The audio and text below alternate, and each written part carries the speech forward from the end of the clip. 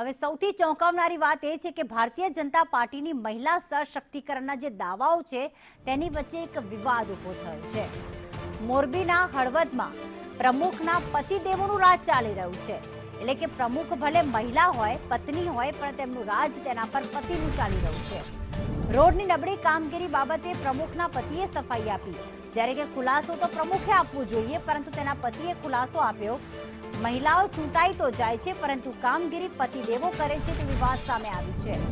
નગરપાલિકા પ્રમુખના બદલે પતિએ ખુલાસો આપ્યો અને કહ્યું કે જે કામગીરી થઈ રહી છે તેની બાબતે તેમણે ખુલાસો આપ્યો છે। પરંતુ સૌથી મોટી વાત એ છે કે પ્રમુખ છે ફોરમબેન અને તેમના પતિ છે વિશાલ રાવલ, તેમણે આ ખુલાસો આપ્યો છે। વિશાલ રાવલે રોડની કામગીરી બાબતે સફાઈ આપી હતી। જ્યારે યોગ્ય કામગીરી ન થાય ત્યારે જનતા પ્રશ્ન પ્રમુખને પૂછતી હોય છે, કારણ કે તે ચૂંટાયેલી પાંખના વડા છે।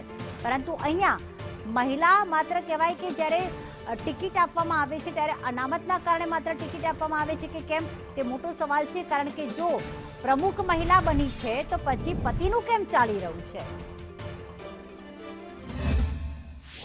શરણેશ્વર રોડ ઉપર કામગીરી ચાલુ છે, તે કામગીરી અંતર્ગત નગરપાલિકાના એન્જિનિયર અને ચીફ ઓફિસર શ્રી અને પ્રમુખશ્રી તથા તમામ સદસ્યો શ્રીના ધ્યાન ઉપર આવ્યું કે જે પીસીસીની કામગીરી છે તે એજન્સી દ્વારા નબળી કરવામાં આવી રહી છે।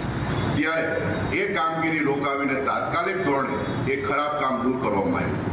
આ કોઈ રોડ તોડવામાં આખો નથી આવ્યો, પરંતુ પીસીસી જે છે ખરાબ કામગીરી છે તે દૂર કરવામાં આવી છે। આવનારા સમયમાં પણ જ્યારે આવો કોઈ વિષય બનશે તો રોડના જે પણ કોન્ટ્રાક્ટરો છે તેમની સામે આકરા પગલાં લઈને આવી કામગીરી દૂર કરવામાં આવશે અને સારામાં સારી કામગીરી સાથેનો રોડ રસ્તા